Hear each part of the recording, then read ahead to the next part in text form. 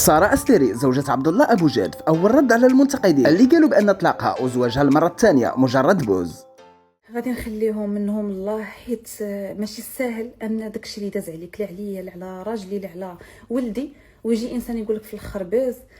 عرفتوا في راسكم كنهضر معاكم قسما بالله حتى قلبي دارني، كنقول كيفاش معنا ناس بحال هكا كيقدروا يحكموا كيهضروا بكل يقين ان هادشي باز، وانت ربي اللي عالم بك شنو دوزتي، ربي اللي عالم بيا. شوفوا كون بغيت باز الناس، انا كنت وصلت لا كلينيك وواحد حوريه راه شاهده، واحد البنيت واحد لافيرميير تما كنت دزت، كون بغيت كون درت باز ونصور لكم ونعيشكم معايا لي زيتاب منين دزت وكل شيء، ولكن لا بينت لكم كان بحال ما كاين والو. واخا كانوا الناس اللي متبعيني وكيبغيوني بصح كانوا كيحسوا بيا وكيصيفطوا لي دي ميساج كيقولوا لي ساره كتباني حزينه، ساره مالك، ساره شنو عندك؟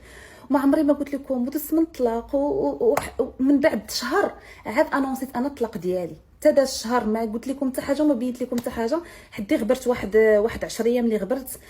اش غنقول لكم،